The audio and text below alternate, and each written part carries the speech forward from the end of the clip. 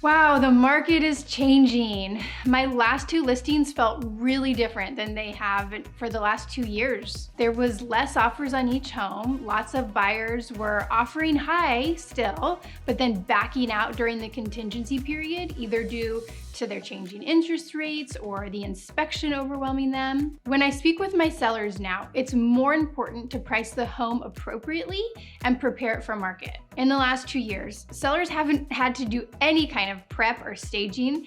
Now I'm seeing homes that are not priced appropriately, sitting on the market, not getting any showings, needing price cuts. In order to have a smooth sale, it's so important in this market to have a realtor you can trust to help you determine what upgrades and repairs are necessary, and to market and photograph and show the home in a way that will bring in a variety of offers to choose from so that you can find one that will be secure and bring you to the closing with peace.